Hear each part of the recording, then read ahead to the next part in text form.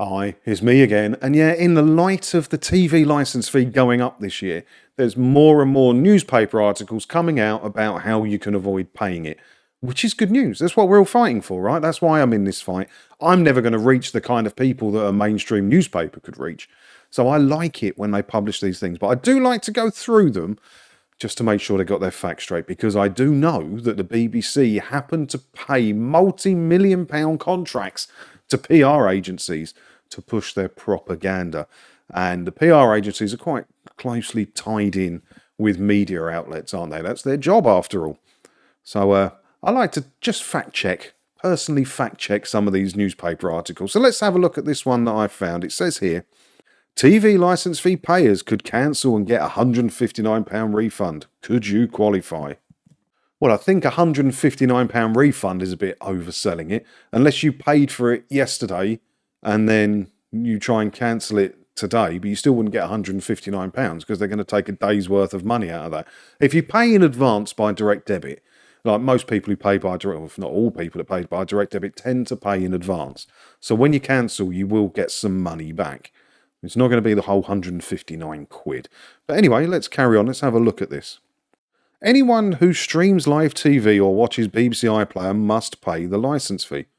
Okay, yeah, no, that's true, fair enough. However, a range of circumstances can mean a household doesn't need one anymore, and if so, they may be able to claim a full or partial refund. All right, yeah, we're going all right so far. If you watch or record anything as it's being broadcast, or watch BBC stuff on BBC iPlayer, you do require a television license. I don't do any of those things, so I don't require a license, and I haven't for nigh on 10 years now. So let's see where this goes, if they're going to give out proper information to people to let them know what they can and can't watch. Christy Cook, managing director of retail at Hodge, said, Hodge, okay, let's look at Hodge. Okay, this is an ad. They've done well. Why are they reaching out to people who offer savings accounts and mortgage? This is a financial institution, this Hodge. Why is the Express reaching out to them? They're not. It's a PR agency that's done a bit of work. They've just done some basic facts and figures and put it out as a press release. The Express have picked it up and Hodge have got some free advertising. Why don't they talk to people who've actually got some skin in the game? I know quite often the leader of defund the BBC is called on, especially on things like Talk TV and GB News sometimes as well. But if you don't know my thoughts on defund the BBC, yeah, you might look around for that. But I want to know. They never ask them what they've done with the money. I think it was all a scam. But that's my personal opinion. It very well may not be. In my opinion, I think they're just conning people out of money. But anyway, so why is this an advert? Why haven't they? I'm not saying reach out to me per se, but reach out to some. There's many other people that are spokespeople on this subject that have got skin in the game and know a bit about it. Why is this an advert for Hodge? And now I've fallen for it by saying Hodge loads of times.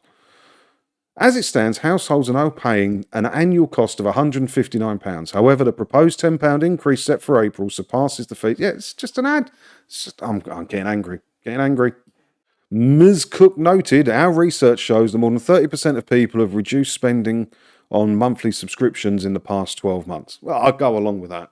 I've read a few things that say similar. I mean, I'm not skint. I'm not rich by any stretch of the imagination, but I have a full-time job and I do all right. But I have only one subscription now. I had Disney Plus, I had Netflix, I had Discovery Plus, I had Amazon Prime, and it does add up. It does add up. All I have now is the basic Discovery Plus at $3.99, and everything else I watch is on YouTube or downloading. How to request a TV licence refund. Britons can request a TV licence refund if they won't need their licence again before it expires.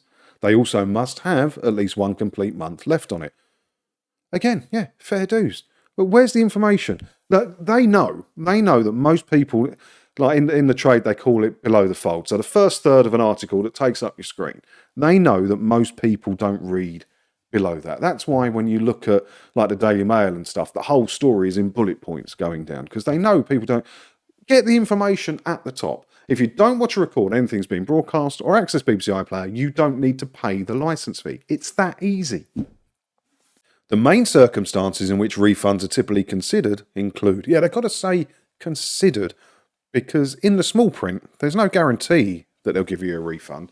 It's like a goodwill gesture on their behalf is to issue you a refund. And they still get away with that as well. It's just a massive scam, isn't it? So a person no longer watches or records live TV on any channel device, does not download. Yeah, okay. A person moves to an address that already has a license. Okay. A person moves into a care home. No, not necessarily. I mean, they do have multiple ones for separate rooms in care homes. Sometimes you need to have your own license for your room.